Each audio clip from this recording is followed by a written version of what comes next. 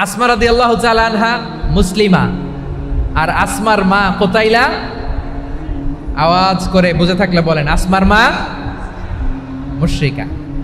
তার মানে মেয়ে মুসলিম, মা অমুসলিম, ভেজাল আছে না নাই? কিন্তু কোতাইলা আর ধৈর্য ধারণ করতে পারে না। নার ছেড়া ধন, কলিজার টুকরা ধন, কলিজার টুকরা সন্তান আসমারে দেখতে বড্ড মন চায়। সাইয়েদনা আসমা রাদিয়াল্লাহু তাআলা আনহা মক্কা থেকে হিজরত করে মদিনায় চলে গেলেন। হুদাইবিয়ার পর যখন মক্কা মদিনা ট্রাফিক স্বাভাবিক হলো, মক্কার লোক মদিনায় যায়, মদিনার লোক মক্কায় আসে। কোচাইলা কলিজার টুকরা সন্তান আসমারে দেখার জন্য কিছু উপহার নিয়ে বিশাল মরুপথ পাড়ি দিয়ে মক্কা থেকে মদিনায় যায়। সুবহানাল্লাহ বলেন। এখন মা আসছে মেয়ের সাথে দেখা করতে, মেয়ে তো আর দেখা দেয় না। মেয়ে ভাবছে আমার মা তো মুশরিকা, অপবিত্রা, তার সাথে কি দেখা দেয়া যাবে? বিশ্বনবীর দরবারে চলে গেলেন। সুবহানাল্লাহ বলেন। কি সৌভাগ্যবান ছিল তারা, মাসলা জানার দরকার হলেই নবীর দরবারে চলে যেত। ঘরে বউয়ের সাথে ঝগড়া হলে নবীর দরবারে চলে যেত। অনেক সাহাবী বলে আমার পেটে ক্ষুধা লাগলো আমি নবীর কাছে চলে যেতাম, কারণ নবীর চেহারার দিকে তাকালেই আমার পেটের ক্ষুধা মিটে যেত। সাইয়েদনা আসমা রাদিয়াল্লাহু তাআলা আনহা বিশ্বনবীর কাছে চলে গেলেন, যে বললেন ইয়া রাসূলুল্লাহ ইয়া হাবিবাল্লাহ ইন্না উম্মি কাদিমাতুন ইলাইয়া ওয়া হিয়া রাগিবা। আমার মা মক্কা থেকে অনেক দূর মরুর পথ পাড়ি দিয়ে উপহার সামগ্রী নিয়ে মদিনায় আমার সাথে দেখা করতে এসেছে গো নবী। আমার জানতে বড্ড ইচ্ছে হয় আমি আমার মুশরিকা মাখা করতে পারবো কিনা। আফা আসিলুহা, আগে যেমনি আমি আমার মায়ের সাথে ভালো আচরণ করতাম, যেমনি আমি আমার মায়ের সাথে সদাচরণ করতাম গো নবী, এখন আমি মুসলিমা, মা মুশরিকা, এখনো কি আগের মতো সদাচরণ করতে পারবো নাকি? বিশ্বনবী বললেন নাম সিলিহা, হ্যাঁ রে আসমা, অবশ্যই অবশ্যই, আগে ঠিক যেমন তুমি তোমার মায়ের সাথে ভালো আচরণ করতে, এখনো তেমনি আগের মতো ভালো আচরণ করবা। আওয়াজ করে পড়েন সুবহানাল্লাহ। কি ইসলাম আমরা পেয়েছি! কত ব্রড মাইন্ডেড আমাদের ইসলাম, কত ওপেন মাইন্ডেড ইসলাম, কত ওপেন আপ করতে পারে, চিন্তা করতে পারেন। বিষ্ণু বললেন হ্যাঁ অবশ্যই, নাম সুলিহা, আগে যেমনি ভালো আচরণ করছো আসমা, এখন ওই রকমই করো, পারলে আরো বাড়াই করো। সুবহানাল্লাহ বলেন। তাহলে আমার যে হিন্দু ভাইয়েরা, হিন্দু বোনেরা, ইমানের বদৌলতে দৌলতে আপনি ধন্য হয়েছেন, আপনার আম্মা আব্বা এখনো মুসলমান হয় নাই, তাদের জন্য দোয়া করেন, তাদের জন্য দোয়া করেন, আল্লাহ যেন তাদেরকেও ইমানের দৌলত দান করে। আমরা সবাই পড়ি আমিন, আরো জোরে পড়েন আমিন। এখন বলেন ইসলাম কি ন্যারো মাইন্ডেড রিলিজিয়ান না ব্রড মাইন্ডেড? লালমনিরহাটের যুবক ভাইরা আওয়াজ করো, ইসলাম কি ন্যারো মাইন্ডেড না ব্রড মাইন্ডেড? কতটা ব্রড মাইন্ডেড দেখেন। বিশ্বনবী সাল্লাল্লাহু আলাইহি সাল্লাম অমুসলিমরা যদি নবীকে উপহার দিত, ওই উপহারও বিশ্বনবী গ্রহণ করতেন। সুবহানাল্লাহ পড়েন। আপনার অমুসলিম বন্ধু যদি উপহার দেয় সেটাও আপনি নিতে পারবেন, যেটা নেওয়া জায়েজ। কিন্তু আপনার বন্ধু যদি আপনার মদের বোতল দেয়, নিতে পারবেন? হ্যাঁ, মদের বোতল দিলে পারবেন না। আপনার বন্ধু যদি আপনার পর্ক দেয়, পর্ক, শূকরের গোশত মিশ্রিত কোনো খাবার, ওটা নিতে পারবেন না। হালাল যে কোনো জিনিস নিতে পারবেন। বিশ্বনবী সাল্লাল্লাহু আলাইহি ওয়াসাল্লাম অমুসলিমদের দেয়া হাদিয়া গ্রহণ করতেন। কেমন নবী ছিলেন! আমার নবীরে চিনে নেন, আমার নবীর অ্যাটিটিউড জেনে নেন। বিশ্বনবী সাল্লাল্লাহু আলাইহি ওয়াসাল্লাম যখন কোনো জনপদে যেতেন, 3টা অপশন নিয়ে যেতেন। প্রিয় ভাইয়ের আওয়াজ করে বলতে হবে, কোনো জনপদে গেলে আমার নবীর অপশন থাকতো কয়টা? আমার মতো 3 আঙ্গুল উঁচু করে দেখান আর বলুন, আমার নবী কোনো জনপদে গেলে কয়টা অপশন নিয়ে যেতেন? 1 নম্বর অপশন আসলিম তাসলাম। নতুন এলাকায় গেলে বলতেন আসলিম তাসলাম, ইসলাম ধর্ম গ্রহণ করো, শান্তিতে থাকবা, আমার ভাই হয়ে যাবো, আমরা ভাই ভাই, ইসলাম মানো, আমরা ভাই ভাই। অপশন নাম্বার কত? 1।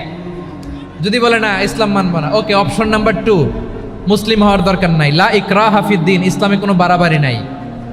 খ্রিস্টান আছো থাকো, বৌদ্ধ আছো থাকো, ইহুদি থাকতে চাও থাকো, কিন্তু আমরা যেহেতু রিজিওনাল সুপার পাওয়ার, আমাদের আন্ডারে থাকো, ট্যাক্স দিয়া থাকো, এটার বলে জিজিয়া। আলেম যারা আছেন বুঝবেন, এটার আরবিতে কি বলে? জিজিয়া। You pay us the tax, we will give you the security. তোমরা ট্যাক্স দিবা, আমরা সিকিউরিটি দিব, আমাদের আওতায় থাকবা, কেউ তোমাদেরকে আক্রমণ করতে পারবে না, আমরা নিরাপত্তা দিব। সুবহানাল্লাহ বলেন। এটা অপশন নাম্বার কত? আচ্ছা বুঝে থাকলে বলেন, 1 নাম্বার অপশন কি ছিল? ইসলাম। ইসলাম মানো শান্তিতে থাকবা, ভাই ভাই, আমরা ভাই ভাই। অপশন নাম্বার 2, ট্যাক্স দাও, আমরা নিরাপত্তা দিব, মুসলিম হওয়া লাগবে না। এখন 1 নাম্বারও মানে না, 2 নাম্বারও মানে না, মুসলিম হবো না, ভালো খ্রিস্টান থাকো, ট্যাক্স দাও, আমরা সিকিউরিটি দিব না, এইটাও মানি না। বিষ্ণু বলেন তাহলে তলোয়ার আমাদের আর তোমাদের মাঝে ফয়সালা করবে। মুসলিমও হবে না, ট্যাক্স দিবা, নিরাপত্তা দিব, আমরা সুপার পাওয়ার, আমাদের আন্ডারে থাকবে, এটাও না। তাহলে তোমাদেরকে তো আমরা বিশ্বাস করতে পারি না, কখন না কখন বিশ্বাসঘাতকতা করো, কার সাথে মিলে হাত মিলাও, তলোয়ার আমাদের মাঝে ফয়সালা করবে। তখন তিনি জেহাদের সশস্ত্র সংগ্রামের ঘোষণা দিতেন। সুবহানাল্লাহ পড়েন। দেখেন পশ্চিমারা জেহাদকে এইভাবে চিত্রায়িত করে না, ওরা জেহাদ বলতে বোঝায় তলোয়ার, হাত কাটো, গলা কাটো না। জেহাদ সশস্ত্র সংগ্রাম 3 নম্বরে। অধিকাংশ ক্ষেত্রেই বিশ্বনবীর সুন্দর আচরণ দেখে, আরে আমার নবীর যে নুরানি চেহারা, অনেকে তো কেবল সিরেফ চেহারাটা দেখেই কালিমা পড়ে মুসলমান হয়ে গিয়েছে। যারা মুসলিম হয় নাই তারা তাদের ইসলামেই বলবৎ ছিল, ট্যাক্স দিয়ে ইসলামের আন্ডারে ছিল। যারা এটাও মানে নাই ওইটাও মানে নাই, তাদের বিরুদ্ধে জেহাদ। বিষ্ণু ইসলাম 7ম হিজরিতে যখন খায়বার বিজয়ের পরে ইসলাম রিজিওনাল সুপার পাওয়ার হিসেবে আত্মপ্রকাশ করলো, বিশ্বনবী চিঠি লিখলেন অন্যান্য সুপার পাওয়ারের কাছে, রাষ্ট্রীয় চিঠি লেখে এক রাষ্ট্রপ্রধান আরেক রাষ্ট্রপ্রধানের কাছে। ঠিক কিনা বলেন? জানেন না আপনারা? এই যে 24-এর ছাত্র নাগরিক অভ্যুত্থানে, এই অভ্যুত্থান যখন শুরু হয়, আমি তখন সাউথ আফ্রিকাতে একটা স্ট্যাটাস দিয়েছিলাম, কোটা নয় গোটা দেশ সংস্কার করা লাগবে। শুধু বাংলাদেশ নয়, সারা বিশ্বের বাংলা ভাষাভাষী লোকেরা এই আন্দোলনের সাথে সমর্থন তারা করেছে, এটাকে সাপোর্ট করেছে, তারা সমর্থন দিয়েছে। আমাদের ইউনাইটেড আরব আমিরাতের বাংলাদেশি ভাইয়েরা তারা সেখানে রাস্তায় নেমে এসেছিল, জানেন? ওইখানে ডেমনস্ট্রেশন করা যায় না, সেখানকার সরকার তাদেরকে যাবজ্জীবন দিয়েছিল। তখন আমাদের এই যে প্রধান উপদেষ্টা ডক্টর মোহাম্মদ ইউনূস সরাসরি G2G বলে, এটারে G2G, government to government, G2G, উনি চিঠি লিখলেন যে তাদেরকে, ইউর হাইনেস, হে সম্মানিত আমির, আপনি আমার এই চিঠির কারণে আমার সম্মানে এই 53 জন বাংলাদেশিকে মাফ করে দেন। এই চিঠির বদৌলতে বেকসুর খালাস পেয়ে গিয়েছিল আমাদের ভাইরা। জানেন না এই ঘটনা আপনারা? তাহলে গভর্নমেন্ট টু গভর্নমেন্ট চিঠি দেওয়া হয়। 7ম হিজরিতে বিষ্ণু ইসলাম সব সুপার পাওয়ারের কাছে চিঠি দিলেন, রোমান সম্রাটের কাছে, পারস্য অধিপতির কাছে, মিশরের অধিপতির কাছে, সবার কাছে চিঠি লিখলেন। চিঠির ভাষা ছিল এরকম, মিন মুহাম্মাদিন রাসূলিল্লাহ ইলা মুকাওকিস আযীমিল কিবত, মুহাম্মদ রাসূলুল্লাহর পক্ষ থেকে মিশরের বাদশার কাছে, আসলিম তাসলাম, ইসলাম মানো শান্তিতে থাকবা, সালামুন আলা মান ইত্তাবা আল হুদা, শান্তি তার জন্য যে হেদায়েতের অনুসরণ করে। সুবহানাল্লাহ পড়েন। তো এই চিঠি অনেকে ভালোভাবে রিসিভ করেছে, অনেকে এই চিঠি পাওয়ার পরে নবীর কাছে আবার ইন রিটার্ন উপহার পাঠিয়েছে। কি পাঠিয়েছে? উপহার। মিশরের বাদশা মুকাওকিস তিনি বিশ্বনবীকে বিশাল এক উপহারের ডালি পাঠিয়েছেন। মিশরের বাদশা মুকাওকিস ছিলেন ধর্মে খ্রিস্টান। লালমনিরহাটের ভাইয়েরা আওয়াজ করে বলেন, মিশরের বাদশা ধর্মে কি ছিল? খ্রিস্টান। কি উপহার দিয়েছিল আমার নবীকে? শুনতে মনে চায়? আওয়াজ নাই লালমনিরহাটের গলায়, শুনতে মনে যায়? 1000 স্বর্ণমুদ্রা, 1000 স্বর্ণমুদ্রা। 2টা খ্রিস্টান দাসী, একজনের নাম মারিয়া বিনতে শামউন আল কিবতিয়া, আরেকজনের নাম সিরিন বিনতে শামউন আল কিবতিয়া। একজন খ্রিস্টান দাস 20 থান কাপড় জামা বানানোর জন্য, আমরা নবী যেন সেলাই করে জামা বানাতে পারে এজন্য 20 থান কাপড়, 20 থান ফাইন গার্মেন্ট। সুবহানাল্লাহ পড়বেন না? এরপরে একটা গাধা যেটার নাম ছিল উফাইর, আর একটা খচ্চর, এটার নাম ছিল দুলদুল। খচ্চর চিনেন? গাধা আর ঘোড়ার ক্রসিং এ যে প্রাণীটা দুনিয়াতে আসে ওটার খচ্চর বলে। তো এই যে সুপার পাওয়ার খ্রিস্টান বাদশার কাছে নবী চিঠি লিখলেন, ওই খ্রিস্টান বাদশা আমার নবীকে উপহার দিল। বিশ্বনবী এই উপহারগুলো সানন্দে গ্রহণ করেছে। সুবহানাল্লাহ পড়বেন না? তাহলে অমুসলিম কেউ যদি আপনাকে উপহার দেয়, হালাল উপহার হলে আপনি গ্রহণ করতে পারবেন। অনুরূপভাবে পারস্যের বাদশাহ, রোম সম্রাট বিশ্বনবীকে উপহার পাঠিয়েছেন। আমার নবী সবগুলো উপহার, গিফট গ্রহণ করেছেন। সুবহানাল্লাহ বলেন। তাহলে প্রিয় লালমনিরহাট, আওয়াজ করে বলুন, ইসলাম কি ন্যারো মাইন্ডেড রিলিজিয়ন না ব্রড মাইন্ডেড? আম্মাজান আয়েশার কাছে মাসালা জানতে চায় মেয়েরা, হে আম্মাজান, অগ্নি উপাসকেরা তাদের ঈদের দিন নওরোজের সময় আমাদেরকে পাখি দেয়, নেওয়া যাবে?